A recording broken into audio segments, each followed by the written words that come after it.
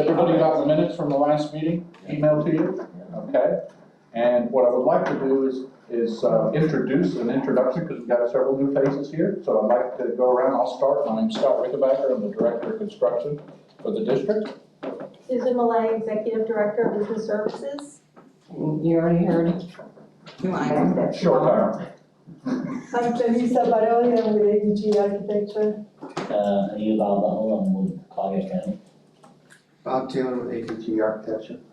Tom Mayer with the Harvard Valley Architecture. Welcome. Welcome. Frank Stout with EnviroStruct. Stephen Horde, Rams, One Challenger District.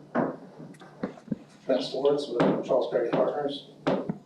Jacqueline Brown, I'm with myself and I have a daughter in the district. Haitham Mahmoud, a professor with the Colorado State and Florida Gulf Coast University, a professional engineer with the state of Florida, and a certified general contractor and a roofer in Florida. Welcome. We're sorry you're not. I'm just glad you know another architect. Thank you. Welcome. Tough act to follow. I'm Russ Ringland. I have some experience in construction, some experience in real estate, and now I'm the Executive Director for Future Forestry Corporation. Great. So I guess I'm going to call the meeting to order, and everybody has had a chance to review the previous meeting minutes. Can we get a vote to approve the meeting minutes? So Ayub and second by Clarissa. Okay. Let's see, next order of business. You folks all have to elect a chairman and a vice chairman.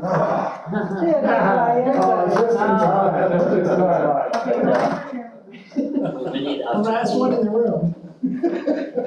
Oh God, what am I nominated for now? So the approved committee chairman?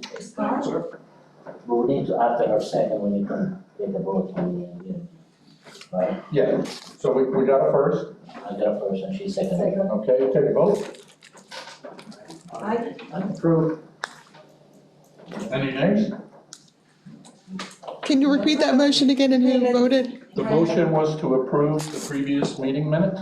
Oh, okay, I thought you were on. And Ayub did a first, Clarissa did a second, and it was a unanimous aye. Oh, okay, yes, I got that one. Thank you. Thank you for picking up on me, Scott. I'm terribly sorry, it was running, got a little stuck there at the end. Got so close and then just bam, hit a wall, you know? Well, thanks. Do you do the introductions? We went around the room. Well, just for your benefit, we've got two new members. Right.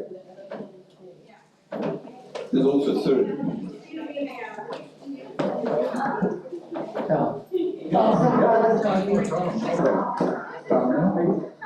You've been here, so like enough times that you're not, I don't consider you new right now. And we also have another new member from Texas.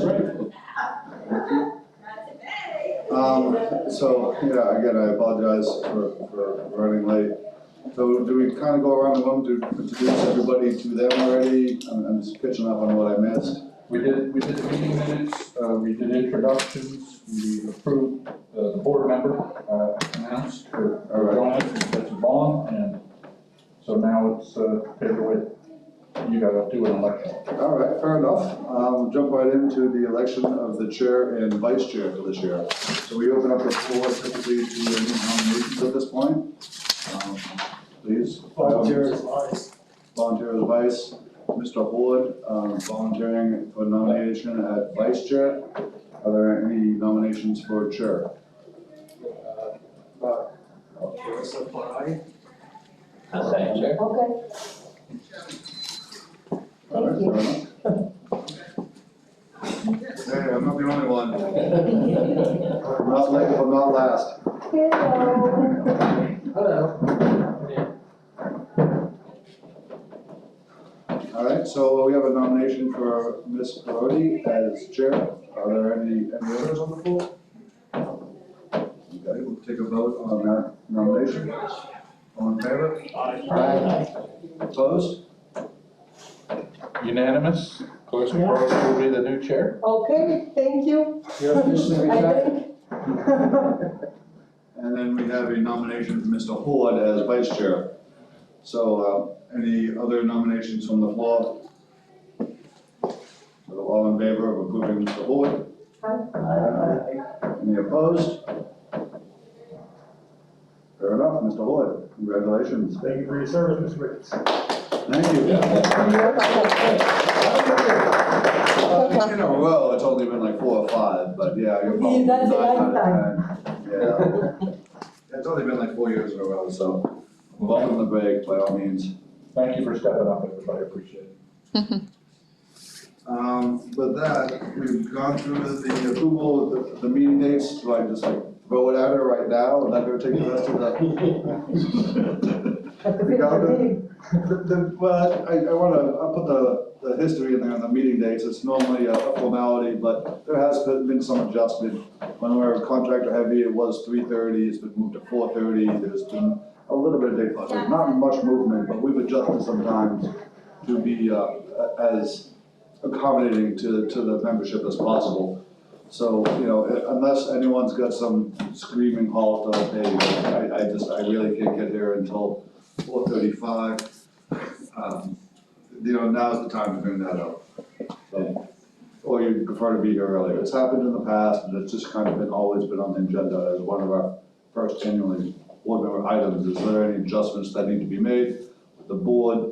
Our new liaison hopefully is available the first Wednesday of each month, and if not, then we can move on. Everyone seems to be kind of bobbing along.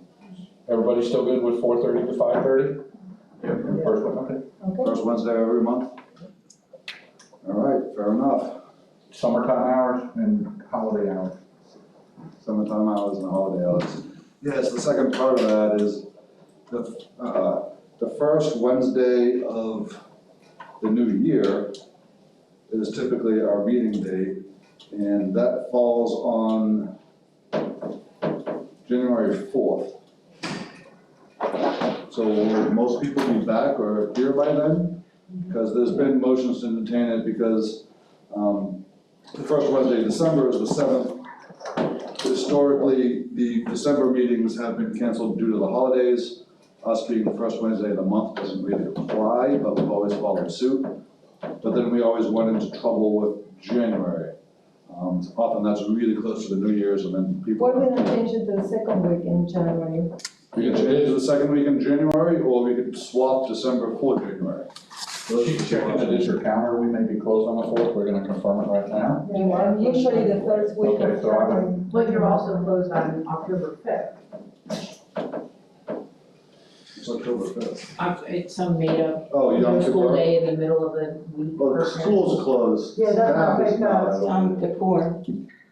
Yeah, it is Yom Kippur. So, I know that's, I mean, it's like, Yeah, in the middle. So October, if nobody has any objections, do you wanna keep it on the first Wednesday of October, the 5th? Or does anybody prefer because of personal reasons to move it? I'm good. Just keep, So just, keep the We'll 5th, maintain October. and then the January 4th, The January, we can do either January 11th, or we can do December 7th. That's kind of an either or. like we don't have to have both, December No, and no, January. no. December is off. Yeah, all the other committees take December off, because they typically meet the second or third week, and that's getting really close to the holidays.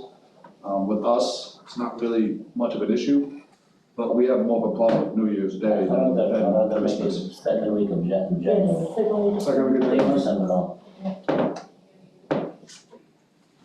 Any dissenting opinions? All right, we will move our January meeting to the 11th. I need a motion that, you, I believe, made the motion, second, approved, that type of You thing. have a comment? Is it possible that you guys would send us invites so it would come to the calendar? Should not be a difficult issue at all. an Outlook invite for the meeting date? Outlook or Yeah, we can do Google or Outlook. something. If Julia, For the meetings, all the meetings. yes, Julia will get all the meetings, and she'll send the Outlook invite. yeah, I'll send the dates out. Perfect, thank you. So did we cancel December? Yes. Nice to do that. Do you need a motion on that? Scrolling quickly over. So does everybody approve the dates as listed? Well, there's one other potential thing, I- and if there's- not- but since no one said no to Yom Kippur, Passover is also the first Wednesday of the month. Is that gonna cause heartburn to anybody? That's April 5th. Well, a lot of people take, especially people from the school, because it's probably a long weekend. So probably that one should be moved to Yeah, the but, second I week mean, it's too. the Wednesday before Good Friday, so I don't know. There's one more thing to discuss, I suppose, before we say, okay, that's. We could move that one to the second week also, if everybody's okay, the second week of the month instead of the first week. Either or is fine. Sure. You got that, Julie? Yes. So April will move from the 5th to the 12th. No conflict in May. And I believe June is our last, typically our mass meeting, and that's the 7th, and there's nothing there, so. That's all the conflicts, the calendar conflicts I see this year. Do you want to provide a motion? So we need a motion to move the January meeting and the April meeting back 1 week. And then an agreement with that motion to continue on the October 5th. Thank you. Can you repeat that again, please? I was assisting Mr. Tobler here. We'll be relocating the January and April meetings back 1 week. So we go from January 4th to January 11th. And April 5th to April 12th will be the two meeting movements. And there is no conflict with continuing the October 5th. And the December meeting is canceled. Okay, you got that, Julie? Yes, and was that made as a motion or that was just We're stated? getting ready to do it now. Oh, okay, good, thanks. So any other adjustments anyone sees? There you go. Thank you. So all in favor? Opposed? So moved. Okay, who motioned and who second? I think I motioned and, I second. Okay, thank you. Thank you. Moving on to public comment. Now that, you're a full-fledged member of the board, we don't have public anymore. You're gonna have to wait till the end like everybody else. Ms. Holmes, did you, the board member comments, did you have anything you want to speak to? Yes, okay. Wow, and I apologize. I'm No, he's running it today. Oh, he is? Yeah, Brian is running it today. I apologize, I was early, that's not on the agenda, I kind of went flying right by, that should have been up here a little bit ahead. Yeah, I could be a public member of the public. I'll come back after I'm off the board. Oh, I'll we be a don't know, public member. we don't know who the liaison was gonna be, so we don't wanna put you on the spot day one. It'll be whoever wins District 6. Okay, so probably most of you, especially this committee, is aware of the proximity plan, right? Have any of you been to any of the town halls that Dr. Bernier has had? Did you go? I watched it on TV.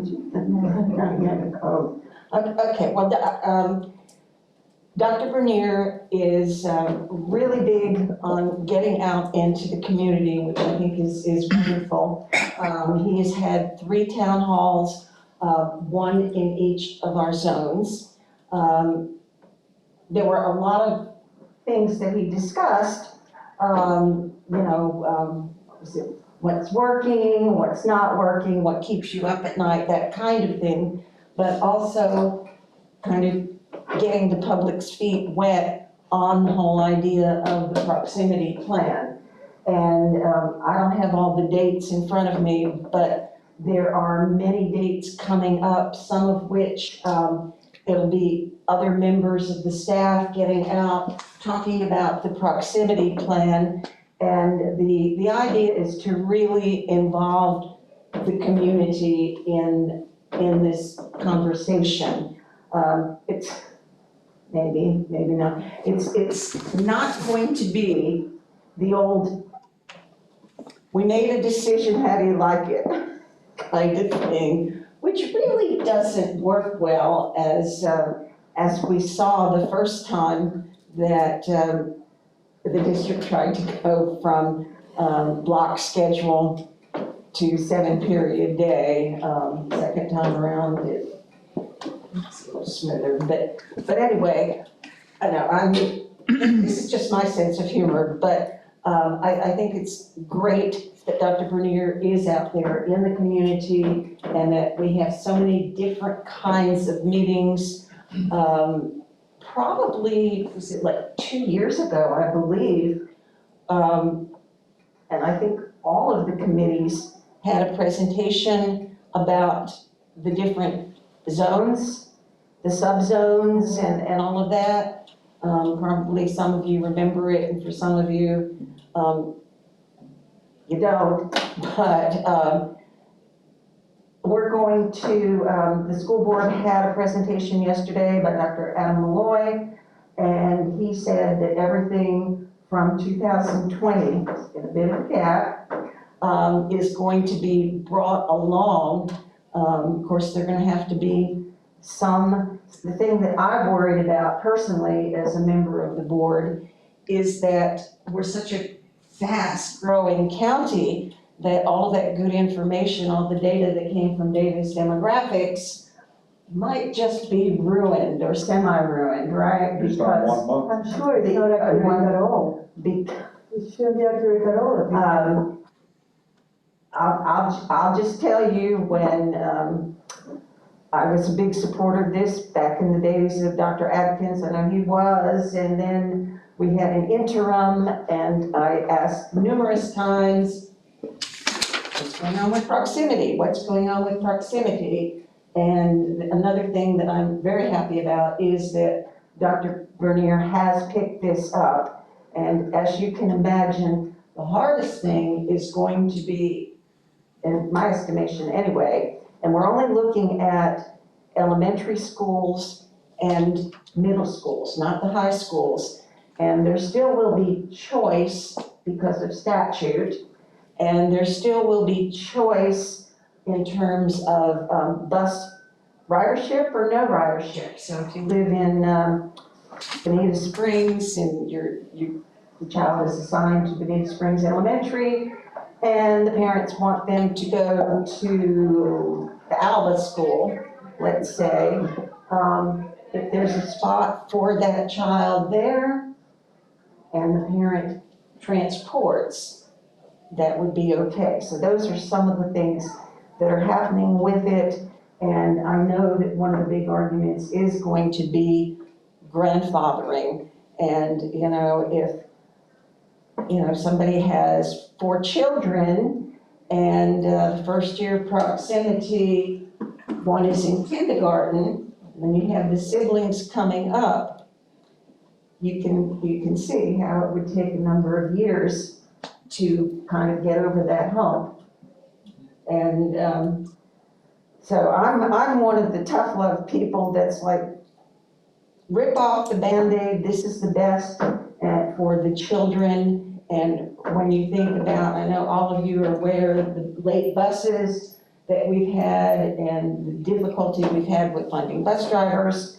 And we have children, we've been told that every day 2,000 children are late to school with the buses. And also a lot of the buses, when they get held up, it kind of by the time it gets to the middle school, which is the last to let out, then the buses get there really late. And poor kids getting home at like 6:30 at night, that's just unacceptable. Or riding a bus an hour and a half or more. So that's one of the big important things to me, besides educational, like parent buy-in and more bringing it closer to a neighborhood school. So proximity is going to be the huge conversation over the next year or so, and it encompasses academics and different schools and choices and buses and all of that. And I think, did you have a question? No, No, you go back to you. Okay, so does that all make sense to everybody? Does anybody have a question on Yes. Just to chime in on what you're speaking to, we just realized from July 1 to August 1, people coming into the district and signing up as new schools, 5,000 children and more. We've had a year typically was about 1,200, some good years 1,500, even in the slow period, 08, we still had like 1,100. 1 month this past July, 5,000 new registered students in this district. They're coming from California, they're coming from New York. They don't see a slowdown. So the proximity is gonna become very important. Plus, the So, building is still going on. so I got a question of. Yeah. I Knowing. see the slowdown. Minimum prices, 400, 450, interest rate 6%, going higher, there's gonna be a slowdown. It's still better than California. and New Young York. families cannot afford it. The people from California had their house for 10 or 15 years. The people coming in the next 12 months, it's gonna change. Well, just to put it in perspective, 5,000 seats, that's 2 full schools and more. Almost 3. 1 month, almost 3. So hopefully it slows down, please. Yeah. I got a question. So with the data that you are managing, the 2020 is the data before the pandemic. Correct. So how are we going to be planning with 2023? That's a planning Yeah, function, that's- construction doesn't do, I built for Yeah, no, you. that's a question for, But yeah. we can certainly What you were talking. we can certainly bring planning in here to give you a presentation. I know they're working with Davis and them to try and update those things, but you are correct, the data was from 2020, but we're trying to get, I believe this summer. So I will say that every year they do an assessment. It is done annually, so they might have started with 2020, but annually Davis meets with the county developers, the housing industry to do their numbers, and they'll be doing that. How did you It just becomes a little bit different though when you are attempting to bring everybody in proximity. Because what we have done now is a lot of kids get their 10th choice, maybe, which is farther away. And it's like, build it and they will come. Well, short on teachers, Yeah. short on bus Short on- drivers. yeah. So we've got classrooms, we've got buses, and we've got more people coming. So, And we want to bring everything closer in to the homes. So could you, a quick overview of what proximity is and what's involved? Right now, we have 3 zones, Okay. okay?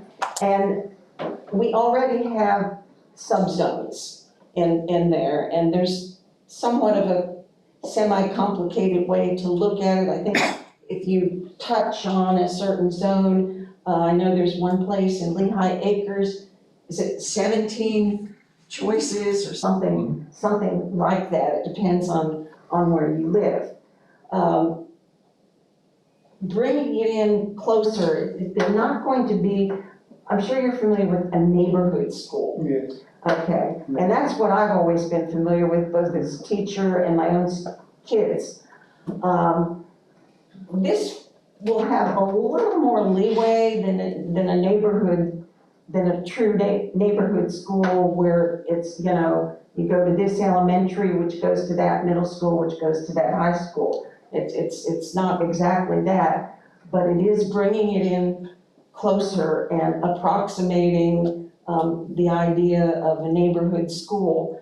And one of the academic reasons for this is that when the children and the parents, the family lives closer to the school, there's more of a buy-in. Right now, and especially buy-ins in neighborhoods, because I know you've all heard stories, and Dr. Bernier has repeated this, about, because he actually rode a bus one day, a school bus. You have a residential area, maybe 2-3 blocks. Here come 5 elementary school buses, and maybe the kids are all next door neighbors, and maybe they played Little League or whatever, soccer together, but they're going to 5 different schools. And the other thing is that we look at with the data is course, we don't want to, those of you who've lived in Lee County know the sad history of Lee County as being the last school district in the state to completely, to get off the federal. So what we don't want to do is, we say resegregate the schools. However, if you take a look at the demographic makeup of a great number of our schools, you're going to find that it's just kind of naturally the way things have happened. They've resegregated. We have schools that are primarily Black students, some with lots and lots of Hispanic students. We have really white schools I'm gonna say Sanibel, but that's kind of a different story. And we also want to look at not just racial, ethnic demographics, but also it's good to have a variety of levels. We have levels 1 through 5. Some of the schools, just because of maybe socioeconomics, have upper level kids mostly, and then you have schools that probably 80% of the kids are level 1 and 2. So it's a complex formula of the demographics, racially and ethnically, but it's also looking at academics. So anyway, I've taken up a lot of, go ahead. No, but choice would still be a part of it, because you don't have to go, for instance, if we just put out there, I live in the Dunbar area, I don't have to send my child to Dunbar, although that's the best school in Lee County. Dunbar Straits, yeah, but it's not, okay, we're not doing this with high schools. Okay. Because high schools have very different programs, the academies and that sort of thing. But, as I said, you might have been coming in at the time that I said this, if you live in Bonita Springs, near the elementary school, but you want your child to go to the K-8 in Alva, it's the farthest distance I can think of, it's a pretty big distance, isn't it? Yes, ma'am. If they have a spot open, you can do that. But guess who's transporting? Mom and dad. And I taught for many years in Texas, and it was the same thing. Actually, we had more feeder schools.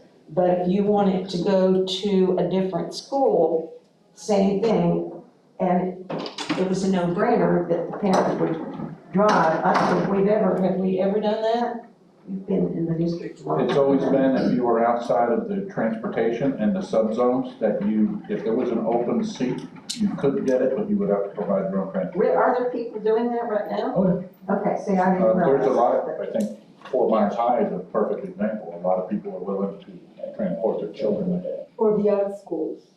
And Dunbar High, believe it or not, because of Dunbar's computer programs, there's a lot of students that are coming from other subzones. Matilda's comment, the higher you get in Dunbar's grade in two level, zones. the more specific programs become, the more, not every high school can have a robotics or an IB program. So every option, every zone has to have that option. You can't say, oh, well, you live here, so no, you can't have IB. So like the equity of the curriculum is important as well, and that's a lot simpler at the elementary level than it is at the high school level. So we can provide a pre-IB program in the middle school. Well, that's what You know what, that's been another question that has, my big question has been, why doesn't every middle school have one of the pre-advanced programs? I don't know, if it were up to me, they would, but it's not up to me. Who's gonna draw the line between all this? Well, that's a whole other topic, but we do. I'm taking up way too much time. Bottom line is. We're gonna move on to Ms. Malay.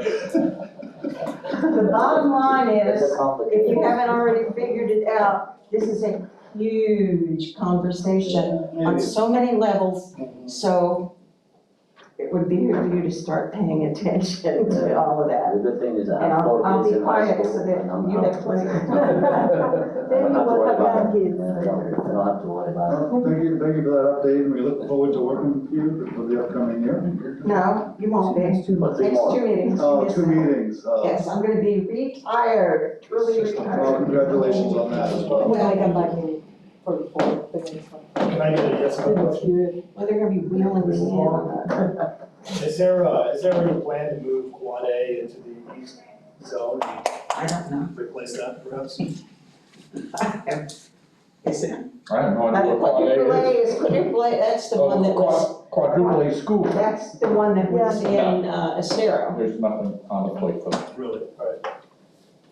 You have to talk to planning, they have a full mapped out based on student population that they presented to the board. Right now, we're looking at a middle school and a high school, it just got advertised today, some of these folks here were part of the RFQ process today, that's out in the east zone. And we have a 5-10 year Who plan. was it that just presented on that? Was that you or? No, that was Joel. That Okay. was Joel. Okay, yeah, we just had a presentation, I can't remember exactly, but it's a 10-year plan with this many in east zone, this many, yeah. Because So, most of your population growth is gonna come from that area more than likely. Mm. So is the district prepared for, are we gonna have Riverdale still in portables for the next 40 years? Well, Riverdale already has, well, that's a whole different topic, let's let Susan do her thing, but we can answer at the end, I can tell you All where right, to go. we'll hold that for good, Leila, keep that in mind. Thank you for the update, Mrs. Vaughn. Moving on to our next agenda item, Mrs. Boulay with a presentation on the small business enterprise policy.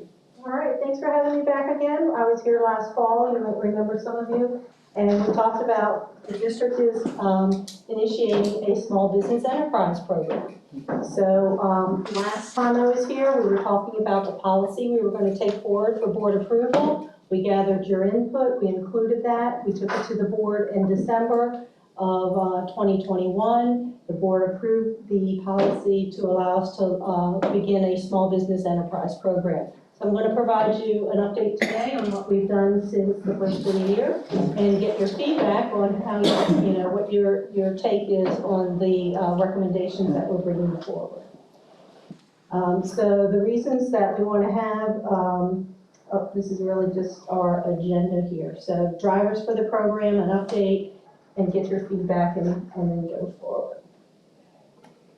All right, so the drivers are to reinvest in our community. So we are a $2.4 billion organization. So we are one of the largest employers in the county, one of the largest growing and investing in construction entities. So we want to take the money that we're realizing from the sales tax and from regular taxes and try and help our smaller businesses groom them for becoming used to doing business with the district and becoming able to support the large prime contractors when we're building major new schools. Well, a small business can't do that, but what they can do is be primed and ready, that they know how to work with the district, they know the requirements that we have, et cetera. So this is our investment to increase competition and to grow some more opportunities for folks and create jobs along the way.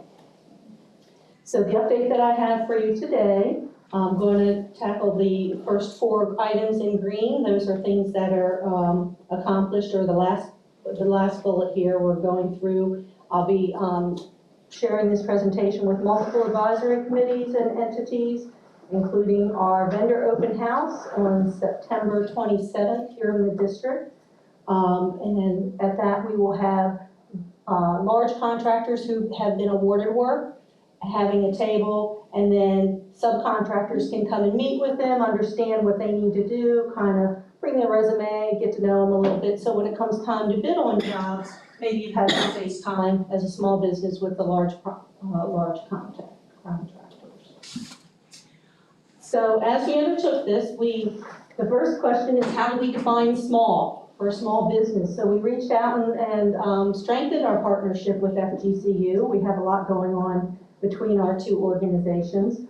The Regional Economic Research Institute is led by Dr. Amir Nito, and so he has helped us in defining the number of employees that we would identify for a small business. And then the Small Business Development Center, which is, serves the 5-county region here. I've been working with them to define what is the annual revenue that would define a small business. So what I'm going to present to you in the next couple of slides are the numbers we've come up with, and I'm wanting to hear your feedback on what you think about that. So if I can get through the 3 numbers I'm going to put out, then we'll have a general discussion on that.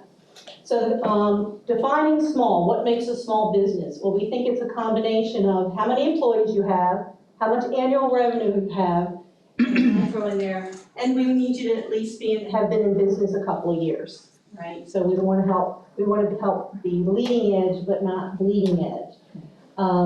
So after Dr. Vito's study, the recommendation that came forth, he has written a position paper. It's on the Fgcu website. We can share it if you're interested in it.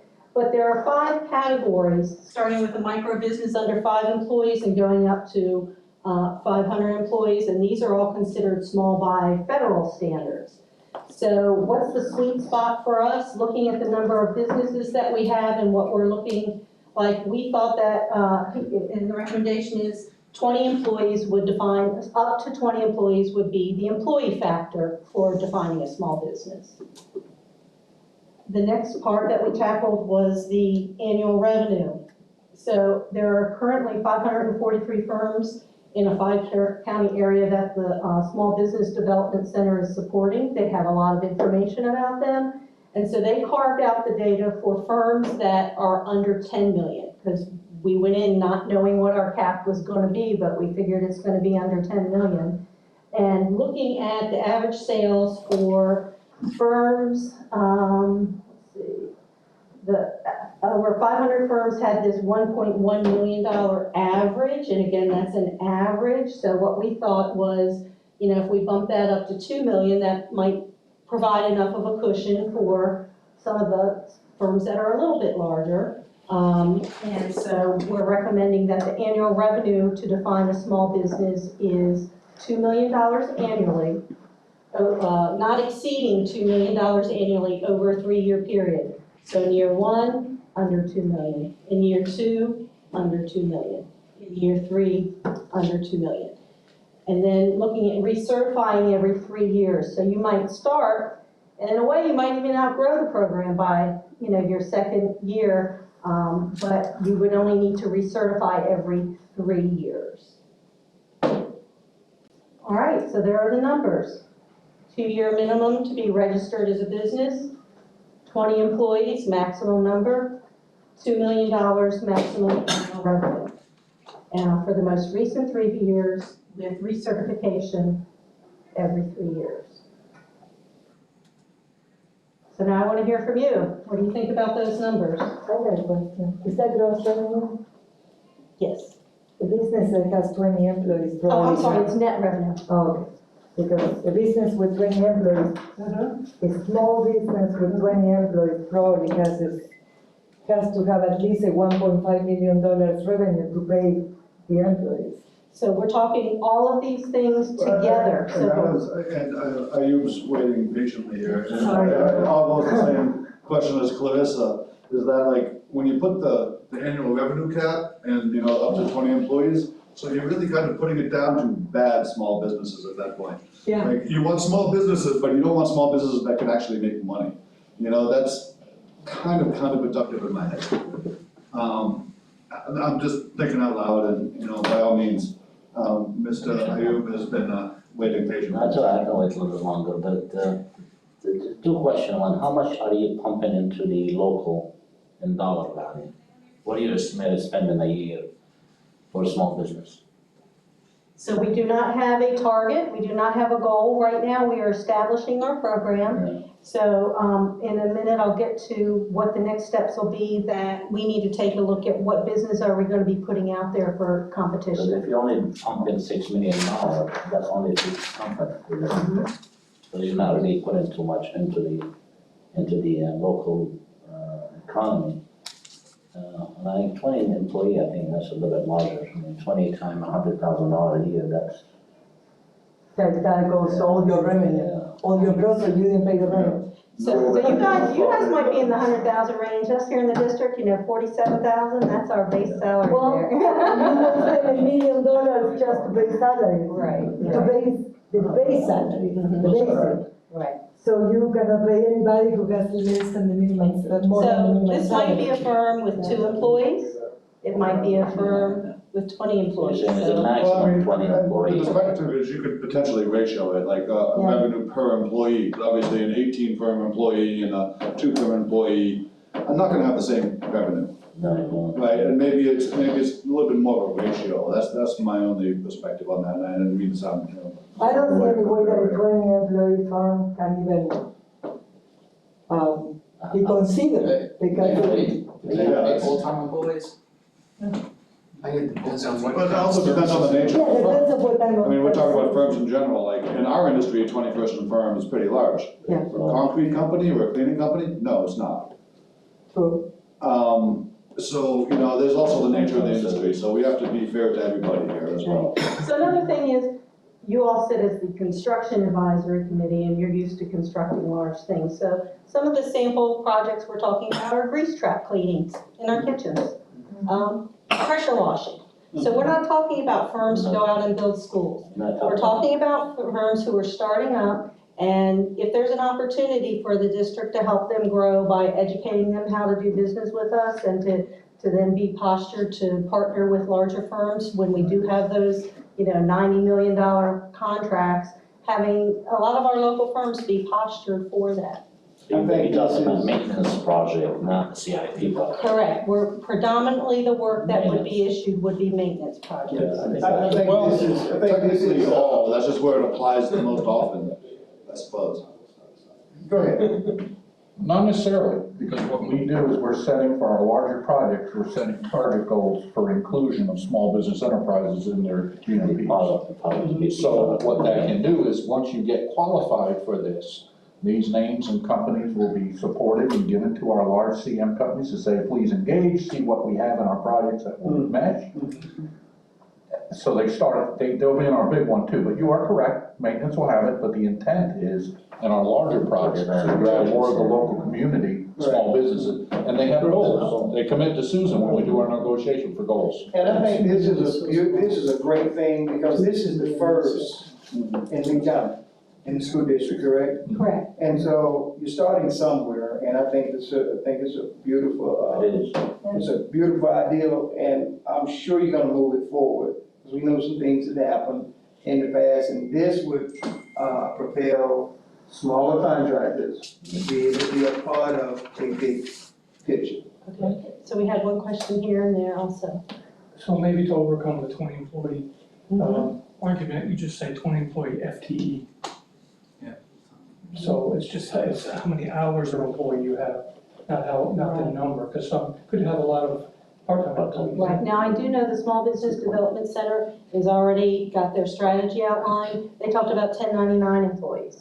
So you've got, they're not really employees, they're really 1099 employees, right? And so they are used to analyzing tax returns from firms and recognizing the employee count versus the 1099 employees, so. It's not full-time employees, that's just full-time. Correct. So you guys will certify these companies, correct? We'll get to that in a second. We have a question over here. Yes, the FDOT, they do I'm have. sorry, the what? FDOT, Florida Department of Yes, Transportation. FDOT. Mm-hmm. They have a number of engineers in their staff Mm-hmm. that are, for example, able, and they have a number of workers in the staff that they're able to finish projects, but they cut a percentage of that work and dedicate it to private, if I may say private providers, but private providers, we use it as inspectors. But they actually, let's say 10, 20, 30% has to be given to these specific companies. Yeah, set aside. And that could be also an indication for diversity, inviting diversity led companies, and that's just part of it could be inviting smaller companies to have a percentage of that. And that will be, helping them. Of course, you look at the quality of the work and so on and so forth. But that's what they already do in some of the Florida agencies. Yes, I'm familiar with the Department of Transportation's program. Last year when I was here talking, we talked about the difference between a small business program and a minority business program. And at that time I shared that in order to have a small business set-aside type program, we would first need to conduct a study and determine if the population present is underrepresented in the school district. That's a multi-year study. Estimates 2 years ago were $600,000 to do that. So a way for us to kind of go, we have no program right now, small or minority-owned business set-aside type program. So the thought was most minority-owned businesses are small businesses, right? So those small businesses in our community, minority-owned or not, having the opportunity to, for the first time, the district will issue bids that are exclusively competed for small businesses. So that's where we're going to head to in the next couple of slides, is talking about that a little bit. So there's a lot of chatter about the numbers. So I'll take your question and then I'll ask everyone to think, do we need to adjust these numbers? So What is your personally, feedback? I like the way you guys doing and the numbers, it looks fair.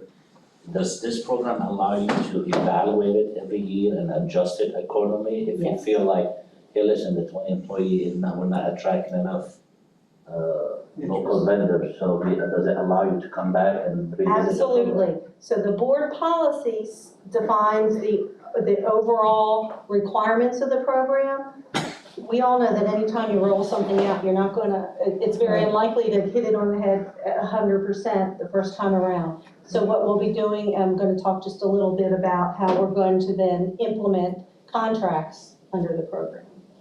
Going back into the max annual revenue, 2 million for 20 employees at $20 an hour, you're over $1.1 million just in operations. So is there gonna be like a variable in place for people that have bigger companies but have a lot of overhead, like materials or workers' comp, liability, insurances that are rather expensive, for a craftsman versus for a laborer, just as an administrative role. So 2 million is not really that big of a number when you think about 20 people. But if it's net, it's okay. Okay. So I'll tell you that I think the original target was 10 employees.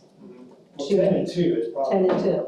And so then the question was, well, are we really excluding too many people by just sticking with the 10? So again, these numbers are backed by data. However, we can still, go back and look at the data and say, are we interested in 50 employees? Are we interested in a higher number, up to 10 million? So I'll share with you one driver for this program is that in your area, we have continuing contracts, right? So we need roofers and plumber, MEPs and general contractors and architects. So we have a continuing contract for valued at up to 4 million, which is the new threshold. And then we also did a smaller one for projects valued up to 200,000. And our intent with that has always been, that was really the district's first attempt at, let's help the small guys get in. But what would happen during the evaluation process, the big guys would also apply for that, and their presentations and qualifications were so much better, the same people won the large as the small. So the next time that comes up for bid, instead of it being a general contract for anyone to bid on, the under $200,000 projects you will need to be certified as a district small business in order to submit a bid. I always kind of have the same feeling. Is there ever any thought process on the either or? Like, you can be in this category or that category. No one can be in both, right? And that's just another way to potentially approach it. That's, really what we're trying to solve. But it looks like you already kind of have that under consideration, so. The last point of that was that, and Mr. Tobo can confirm, the cost of labor has gone up exponentially in the last year. what cost me 2 years ago to do a job, now it costs me almost twice as much. Just for people, never mind materials. But you're still charging more. I'm charging more, my revenue is now up. So where I did, 2 million last year, the same work this year is now 4 million. So that would almost price me out of this category. So I'm gonna ask a couple of questions by a show of hands, because really I'm here to gather your feedback. So, how many people would be in favor, I'm gonna ask it two ways, of keeping it as it is versus increasing, one or more of the numbers that we have on the screen? So how many would be in favor of keeping the thresholds that we've set? Okay, and how many would like to see some of the threshold numbers increase? Okay, so it's about a 60-40 split? Is that about right? The ratio just seems a little off. For clarify. Like you said, 2 million is good for 10. Net or is gross or 20, whatever. if you're gonna entertain 20 people, you should be looking at 3 of them. It's just the ratio doesn't really say. Well, you have to clarify exactly what the 2 million is, because if the 2 million is the total revenue, will be for a 5 to 10 people company. But if it's the net or is the profit, The net. or that's completely different, because you already Yeah, took yeah. all of your expenses. So if you have a 2 million, if that's what was left on your pocket, it's actually a pretty large number. So it has to be clarified exactly what it means. Well, I thought we defined it was intended to be net already. Yes, We understand. we already said it's net revenue. All right, sir? Yeah, and I think someone down there said this too, but we're talking about, maybe you should explore a little bit instead of 20 employees or 10 employees, it should be maybe based on, billable hours. Because some people could have, I think it'll give people a little more flexibility, some people are full-time, some people are part-time, seasonal, whatever that may be.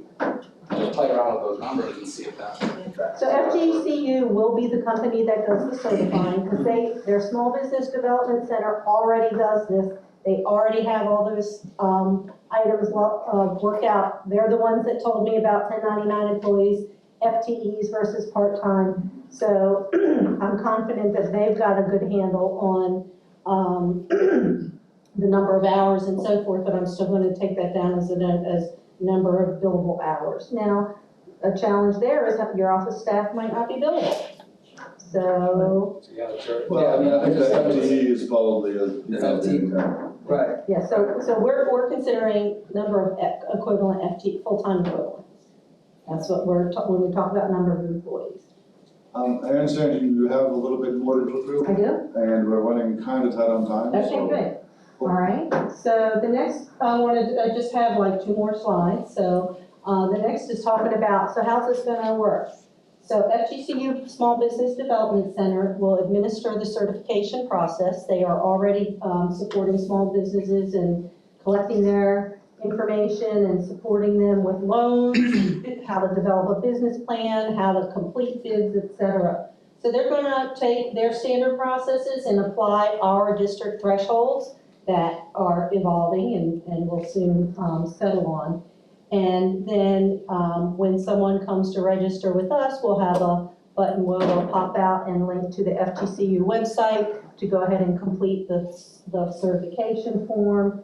And then FGCU will probably on a monthly basis give us the names of all the firms that have been certified, so that when the district goes to release solicitations, we'll be sure to include those who have been certified through FGCU. As well as submitting them to our large CMAR firms to include in bid processes. Correct. So currently what procurement does when they're bidding is they pull the monthly, they already pulled the state small minority business firms list.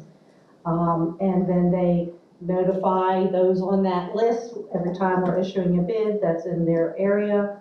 And so I know maybe 6 years ago, I had done an analysis of looking at the state of Florida's Department of Management certifies minority businesses. Lee County has a minority business program. We compared our vendors with the Lee County vendor and the state list, and something like 80% of the firms on there we were contracting with already. So we'll continue measuring ourselves with this, this. Our original hope was to really just use the state's program, so that we didn't let the state do the certification. State certifies minority businesses, not small businesses. So we reached out to our local partner, Fgcu, and are really happy that we've been able to collaborate with them to come up with this approach. Can I ask you a question on that? And something that Scott just mentioned. You say that you will provide the list to the CMs for each job. So what the benefits are for the CM to select people from the list? We have in our CMAR contracts a goal, at this point it's a goal, not a mandate, but a goal for a certain amount of small business enterprise participation within their GMPs. They've all committed to trying to attain those percentages, although not guaranteed, but try to the best of their ability. We met with the NAACP, and in addition to our normal CMAR process where they have an electronic bidding format and they advertise, say, in the news press, we also agreed for the NAACP that there is a local community radio station that we are going to advertise, the exact same advertisement that would go in the news press will go to the radio station, as well as a local newspaper out in like the East Zone, to try and get to a greater minority participation and knowledge of the bids that were going out from our CMAR firms. So we're trying to gather as many able to small business, minority business, to have communication with our CMARs, to get that participation and grow those smaller companies. Okay, but there are not any additional benefits points. Not at this time. It's a contractual requirement. Well, it benefits the community. So at the end of the day, you're supporting. We don't have to, if that have to be done.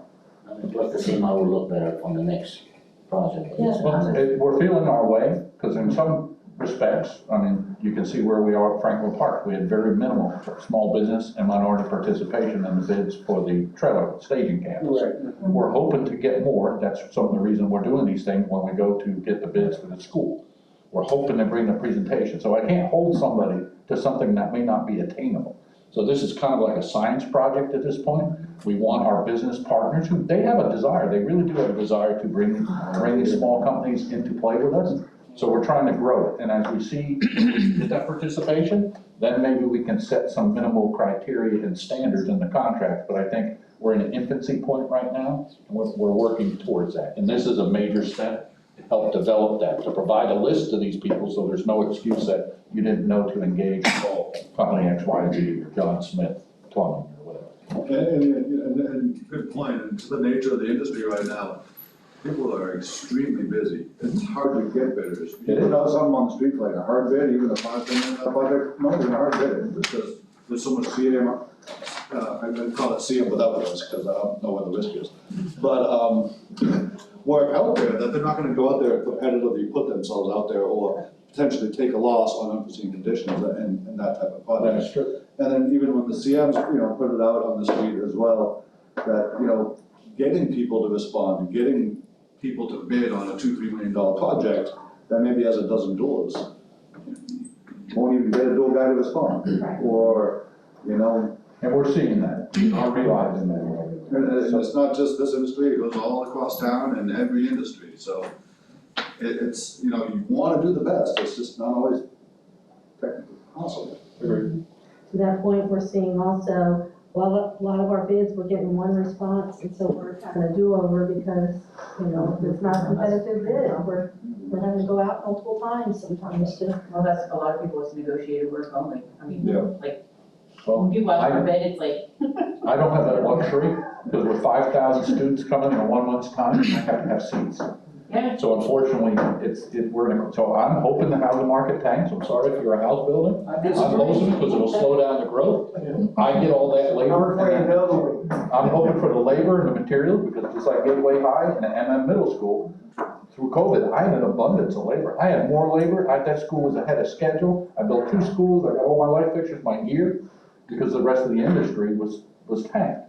So we are seeing that, Ryan, where companies we've done business with for a long time, said, I'm sorry, I've bid every one of your products. I just don't have the staff or the time. We are so overloaded. I don't want to commit to something and then disappoint you and not have the product come in on time. I just gave the board a change order report. 17 items, $0 change order time extensions. A lot of the work we were doing over the summer, lack of getting materials, can't get it, doors 26 weeks out. Well, if my time frame for a school is June 8th till August 1st, no doors. So that's just the way the business has gone, man. Construction is booming. That's why we are there. All right, I'm gonna go on. So the next question is, so how are we going to get bidding opportunities out to our small businesses?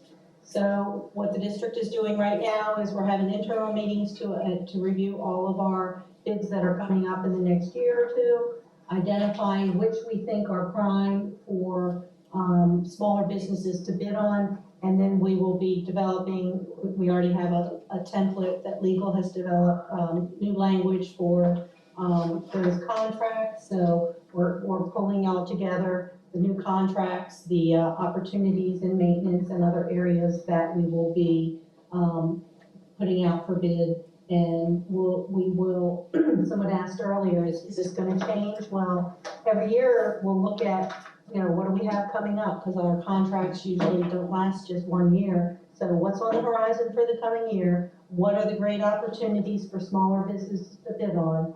And moving those to be bidding opportunities.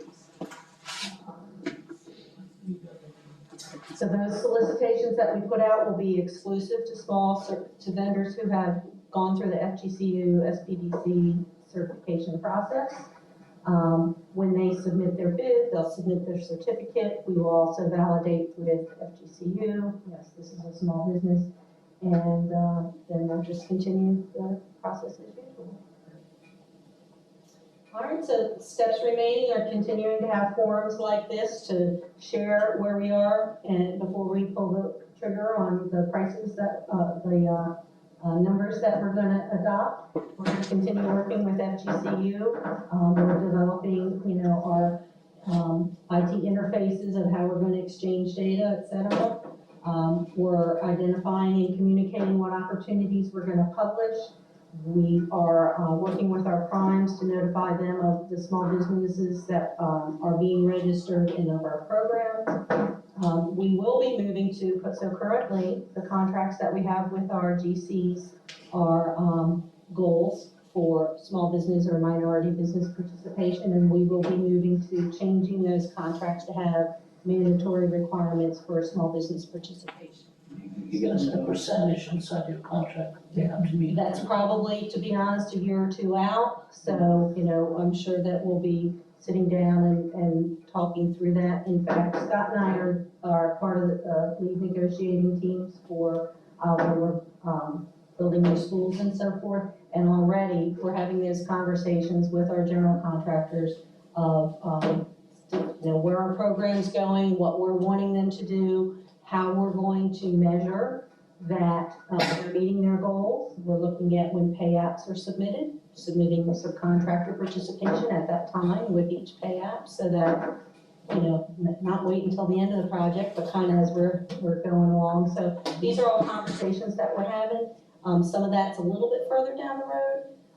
I would guess that probably in January, February would be the time frame where we might be releasing our first small business program after we've got our interface with Fgcu. We've figured out how to encourage people to apply. And probably the first couple of bids that we release, they're usually on the street about 30 days. We'll probably make it 60 days. And by the 30th or the 45th day, you need to be certified through the Fgcu Small Business Program so that you can submit that certificate when you submit your bid. So we'll probably give a little bit more time for the first couple of bids that roll out the gate. Okay. Isn't it better to have incentives than mandatory goals? I was always educated in this business that if you're gonna have something negative, you gotta have a positive. Yeah, that's it, better to have incentives for people to hire small business and not make it mandatory, because you make it mandatory and they will hire small businesses just because it's mandatory and not because they're comfortable working with them and you want a good product. So give them incentives, and they will hire them if those businesses are qualified and are good and are gonna give you a good product, and not because it's an obligation. My experience has been, if it's not made to be done from the big boys, they won't do it. Mandatory requirements, put people on the job. But that doesn't necessarily mean you're getting the best people. But it don't mean that you're getting the worst people. No, I know, but I mean, again, like, like, so, I want like, them if somebody forces You somebody guys to are do fun. something. I'm just hoping to get people. That's. Yeah, but I want them qualified. The truth of the matter is, some of the subjects you got now might not be the best, but you still give them opportunity because you have FaceTime. Right. You have relationships. Excuse me, there's a question over here? Yeah. I mean, the encouragement for the big companies is that they're gonna get the contract. I mean, that's they're gonna get the contract, that's a big encouragement with taking into consideration these percentages. They can make it. We're gonna look at it kind of holistically, because this is not coming into the RFQ process. The companies aren't being selected by who their subcontractors are or how much their participation is. They're already selected, they have the contract. Now, how do you get them to spread it equitably? And bring in those small businesses, and to that point, I think that's kind of the point of the incentive. They already have the job, they don't really have to give it away. No, but in the long term, what Susan's trying to say is we can put in the RFQ language that when you bring your book in, to show X percentage of small business and minority inclusion in your capital reporting projects. And that a company that doesn't do a good job of doing that may not get shortlisted. Well, that was my thing. Some districts or some government agencies will give in an RFQ for miscellaneous service or for project, for a specific project, extra points if you are working with minorities, or you are a minority business, or you are a small business, etc. And if you have those qualifications, and I'm a minority, everybody hear my accent, I believe in qualifications. I wanna be selected because I'm good, not because I have this accent or I'm a woman, but that's personal, it's a personal thing. But again, the program is not minority, the program is small business. But in the small, same thing on the small business, if I'm going to an RFQ and I'm a contractor, and you give me incentives, you give me more points because I work with minorities and I have to prove it to you that with small businesses, good, give me the incentive, but give me the chance that I might not have the possibility. But if you mandate it, I'm gonna put a lot of stuff there, I might hire somebody just to, so I can meet your requirements, but doesn't mean that I'm gonna do a good job, because I might do it just to meet the requirements, and not because it's qualified people. I don't know, that's personal, that's what I say, it's just. So I will tell you what we have been doing for the past year is as we negotiate these contracts, we have a conversation with those we're negotiating. What do you think is a realistic goal for this? Oh, I could meet this, I couldn't meet that, why? And so we're having just dialogue about, Scott has a good line of, we're in business for everybody to make a buck, we're not here so that, to run people out of business. And, our profit margins aren't high on our jobs, but it's steady work and it's guaranteed, and the bad times are here and the good times are here. So, that's right, we're not going anywhere, and we pay our bills, so. And I thought it was a Jersey accent, quite honestly. I knew that. As Susan's line, my motto is everybody's entitled to make a profit, nobody's entitled to make a killing. So I like the idea in the future, if we can make sure we have the growth with the small business to put into our large prime contracts, a mandate for a certain percentage, and if you meet that mandate, there could be a bonus applied, okay? And if you don't, there might be a penalty.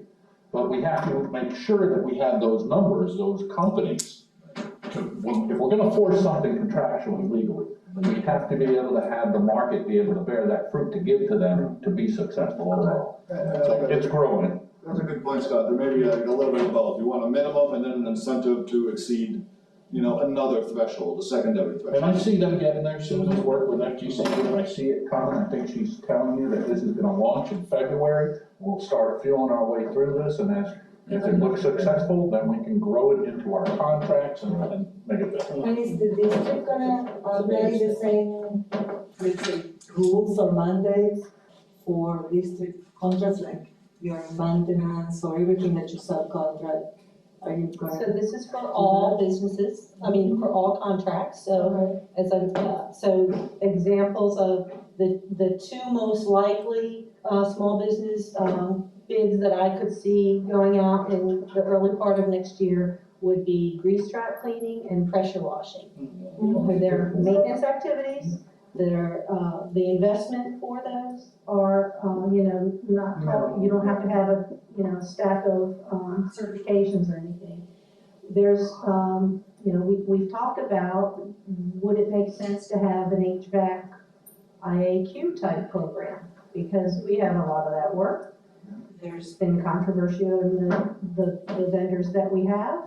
If we can use the program to get some, firms in that, would qualify with the certifications that are required, et cetera. So, everything's on the table. I think we benefit a lot with it, when you develop your subcontractors. It's not going anywhere, you got steady work, probably they choose you before they choose the private sector. So Susan, do you see an issue with taking the 200 and let up to 200 off of the continuing contract? Do you see an issue, or let me pose a question like this? Maybe there could be an issue if you took that off the table, and then you would need that work done, and perhaps there's not a minority contractor or a small contractor, that's the language we're using here, that can get that work done. Most of that work happens over summertime.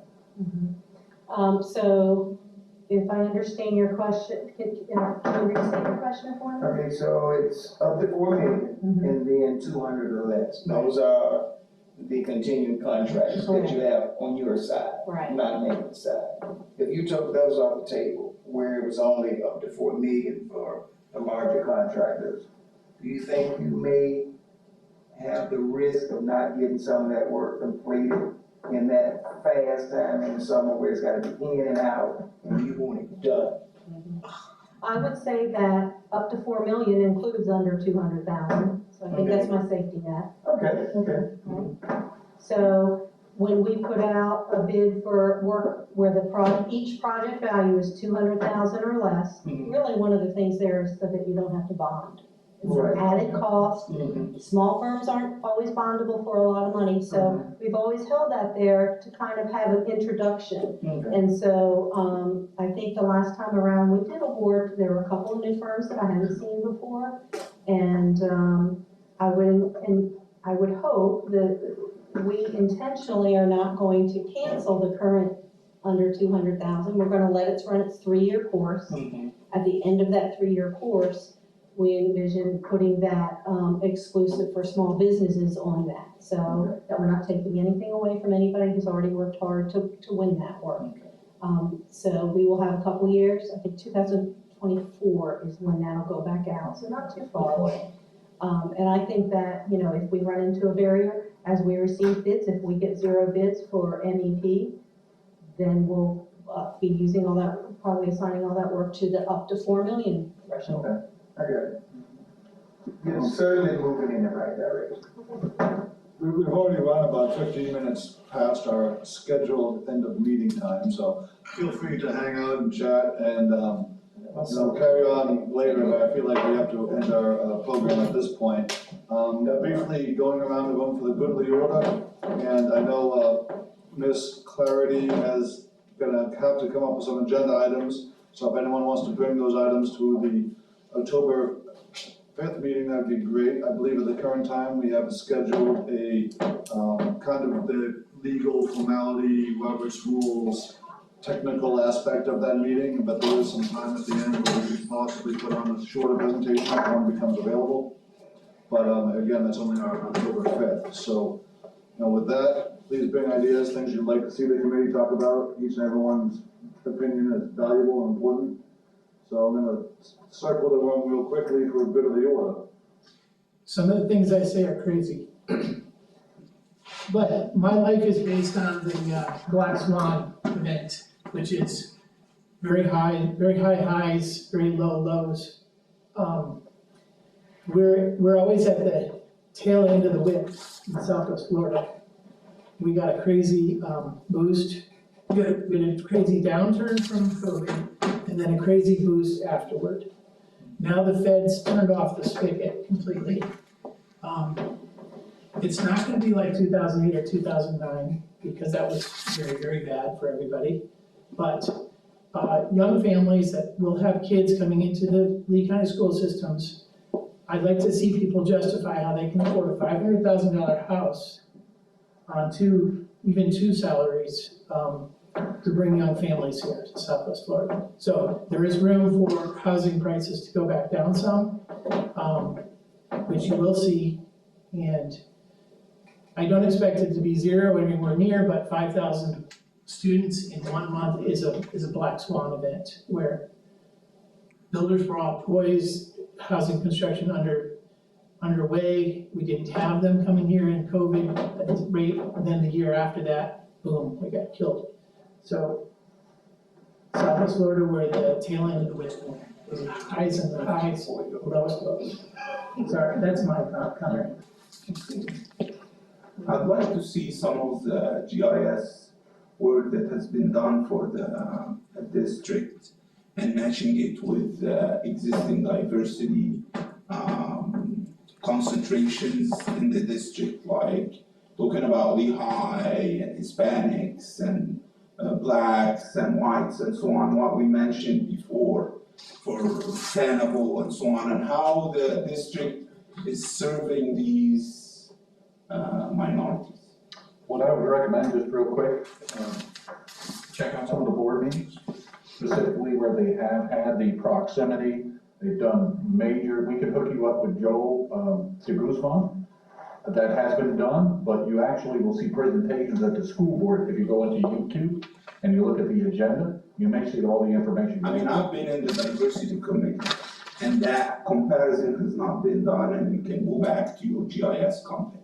So double check with them. Yeah, I'm not playing. But I'm just telling you that this did not happen. Okay, I'm saying to you this, there may be some things that can answer your questions on YouTube and the presentations, but you've already seen it. I mean, from last year, this did not happen. Okay. That's what I can tell you. Then I would contact Joel de Guzman, he's the interim planning director. The GIS, yes. Yes, sir. The company. He is our GIS person now, he's interim director. Yeah. I'm good. Answer your question, it's multifamily. They're not gonna be able to buy houses, obviously done in high density. And the contracts getting, permits are for. But that is just gonna keep, as commercial kind of begins to come down, multi will jump up, and commercial will follow with that, so. Yes, and not really, but we need to be planning on how to get more, seats for more people coming in, because it's not gonna be in these expensive houses, it won't be in the apartments, and you will have a congestion right there in each little district. So I think in June it was 5,100, and by August it went up to 6,000 students.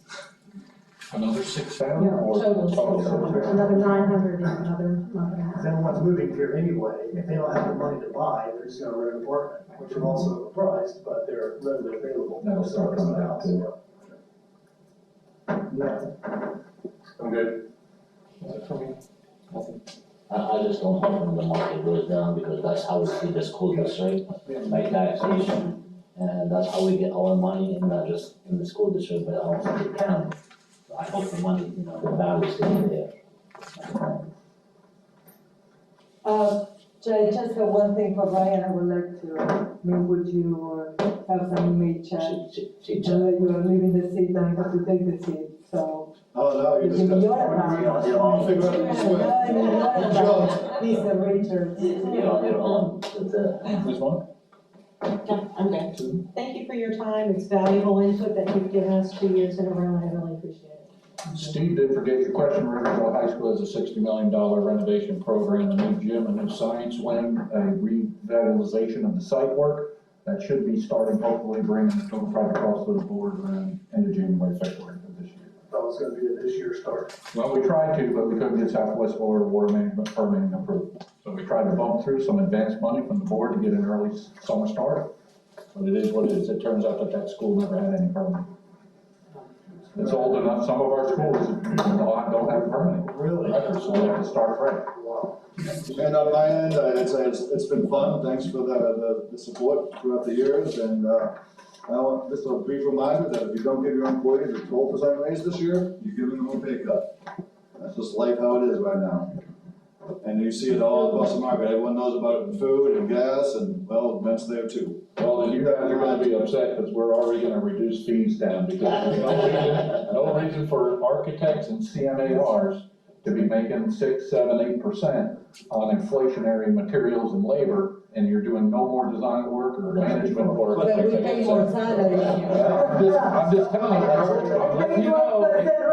I'm letting you know. We're coming. Remember, we gotta vote for adjournment. Not a killer.